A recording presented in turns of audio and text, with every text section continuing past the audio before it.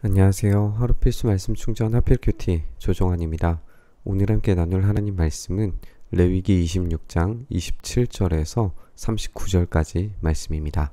이렇게까지 하여도 너희가 나의 말을 듣지 않고 여전히 나를 거역하면 나는 더욱 노하여 너희를 거역할 것이며 너희는 너희가 지은 죄보다 7배나 더 벌을 받게 될 것이다 라고 이렇게 하나님께서 경고하십니다. 이제 우리가 어제 7배나 더 벌을 받게 될 것이다 라고 하는 것을 이제 3번을 받고 그리고 다시 이제 4번째로 7배나 더 벌을 받게 될 것이다 라고 경고를 하십니다. 그래서 7배의 벌이 4번 반복되는 이런 구조를 우리가 보게 되는데 이런 구조 자체가 하나님께서 얼마나 강력한 심판으로 이들의 불순종을 제거하시기 위해 그들에게 벌을 내리시는가를 아주 끔찍한 결과물들로 예시를 보여주시는 걸 우리가 보게 됩니다. 그래서 그렇게 되면 너희는 너희 아들의 살과 딸의 살이라도 먹게 될 것이다. 이런 끔찍한 사건이 실제로도 우리가 역사서를 읽어봤을 때에 등장하는 것을 우리가 보게 되고요. 내가 높은 곳에 있는 너희의 산당들을 모조리 부수며 분향단들을 다 헐고 너희의 시체를 너희가 섬기는 그 우상들의 시체 위에다가 쌓아둘 것이다.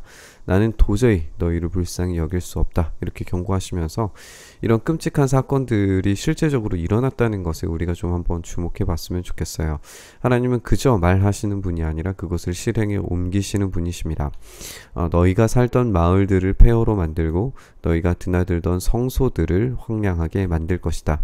너희가 바치는 향도 기쁘게 받지 않을 것이다 라고 이렇게 말씀하십니다. 예배까지도 이제 무너지게 되는 것을 우리가 보게 되는데, 우리가 이전에 살펴본 하나님께서 약속을 준행하고 지켰을 때에 주시는 복들과는 전혀 반대되는 극단적으로 반대에 있는 황폐함을 우리가 보게 됩니다.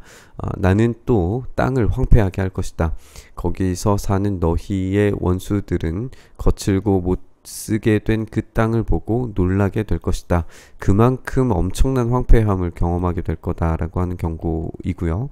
나는 너희를 여러 민족 사이로 흩어버리고, 이제 결과적으로는 이 민족들 사이로 흩어지게 되는 이런 결과를 맞이하게 되는 걸 보게 됩니다.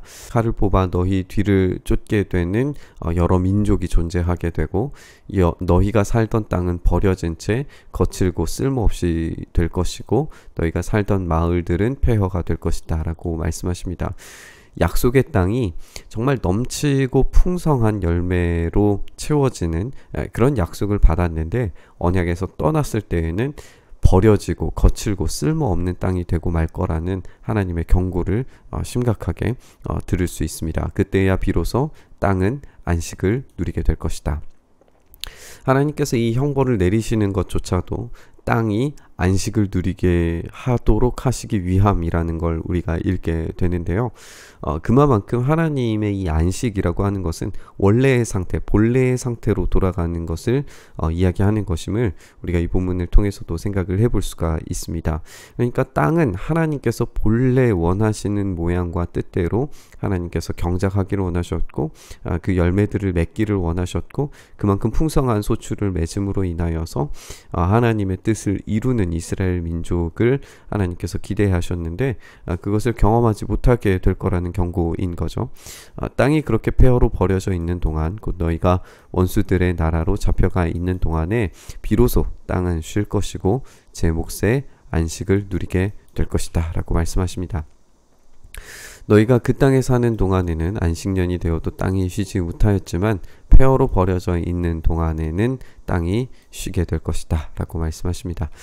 너희 가운데에 살아남은 사람들이 원수의 땅에 끌려가 사는 동안에 내가 그들의 마음에 공포심을 일으켜 바람에 나뭇잎 떨어지는 소리만 나도 칼을 피해 도망가듯이 기겁하고 달아나게 하겠다. 그들의 정말 하나님 나라의 대사로서 이 땅을 정복하며 수복하며 다스리고 관리하면서 얻게 될 그런 탁월한 정체성을 잃어버린 채 기겁하고 달아나는 이런 도망자의 모습, 비겁자의 모습, 두려워하는 자의 모습을 우리가 보게 되죠. 그들은 아무도 뒤쫓지 않아도 달아나다 넘어지게 될 정도로 비참한 그런 모습을 보게 됩니다. 아무도 뒤쫓지 않아도 칼날을 피하여 도망가듯 서로 엎치락뒤치락 비틀거릴 것이다. 너희는 절대로 너희의 원수들과 맞설 수 없다. 마침내 너희는 망하여서 다른 민족들 사이에 흩어질 것이며 원수들의 땅이 너희를 삼킬 것이다. 하나님께서 약속하신 땅에서 하나님께서 제공하시는 풍요와 그리고 안전과 보호를 누리는 이스라엘 백성들이 아니라 이제는 원수들의 땅에서 원수들의 다스림, 원수들의 통치 아래에서 그들이 극심한 고통을 겪게 되리라고 하는 그런 경고입니다. 너희 가운데에서 살아남아 원수의 땅으로 끌려간 사람들은 그 지은 죄 때문에 힘이 약해질 것이다. 조상들이 지은 죄 때문에도 그들의 힘이 약해질 것이다 라고 이렇게 경고하고 계십니다. 우리는 이 본문을 읽으면서 이스라엘 백성들이 어떤 방식으로 이런 죄들을 지었고 그리고 이 끔찍한 재앙들을 경험했는지에 대해서 읽고 살펴보고 알고 있습니다. 이제 이것을 우리에게 적용을 해 본다면 하나님께서 약속하신 그 땅에서 제공하실 수 있는 그 풍요로움과 안전, 그것은 단지 하나님의 말씀에 순종하고 그 말씀 앞에서 온전하게 살아가는 것뿐이었습니다. 그것이 거룩의 이유였고 그것이 참된 안식의 목적지였습니다. 그런데 그들이 안식하지 못함으로 그 땅이 스스로 안식할 수 있도록 하나님께서 이스라엘 백성들을 쫓아내시는 것을 우리가 읽게 됩니다. 마찬가지로 우리가 하나님 나라가 임하는 것을 경험하지 못하고 있다면, 그래서 세속의 영향력들과 땅들이 우리를 집어삼키고 있는 모습이라면 우리가 한번 다시 돌이켜서 우리가 정말 말씀 앞에 순종하는 삶을 살고 있는가 점검해 봤으면 좋겠습니다. 이것은 단지 재앙을 너희에게 완벽하게 내리겠다라고 하는 것이 목적이 아니라 하나님께서 이런 일을 하고 계실 때에 우리가 어디에 위치해 있는가를 분별하고 알아차릴 수 있는 하나의 표지판과 같은 역할을 하고 있다는 사실을 기억했으면 좋겠습니다. 우리가 그런 표지판을 보고 그런 잘못된 길에 서 있는 것처럼 느껴진다면 우리는 지금이라도 즉시 하나님께 돌이켜서 하나님의 그 약속의 땅에서 주시겠다고 말씀하신 풍요와 안전을 우리가 경험해야 될 줄 믿습니다. 우리 주님께서 우리에게 가르치신 것과 마찬가지로 하늘의 뜻이 이 땅 가운데 이루어지도록 먼저 그 나라와 영광을 위하여서 살아가는, 그래서 주님이 주시는 풍요와 안전을 누리는 우리의 삶 될 수 있게 해달라고 함께 기도하며 묵상의 자리로 나아갔으면 좋겠습니다. 주님, 그렇습니다. 우리가 주님께서 제공하시는 그 안전과 풍요 안에 온전히 머물기를 소망합니다. 주님, 우리의 삶을 붙들어 주셔서 그 참된 풍요함 속에서 주님께서 제공하시는 그 은혜로 말미암아서 이 땅에서 벌어지는 수많은 위기와 아픔 가운데 오히려 승리하며 그 보호를 느끼며 참된 예배와 참된 감사를 주님께 올려드리는 인생 될 수 있도록 주여 은혜에 더하여 주시옵소서. 이렇게 우리의 삶 붙들어 주시기를 간절히 소망하며 우리 주님 예수님 이름으로 기도드리옵나이다. 아멘.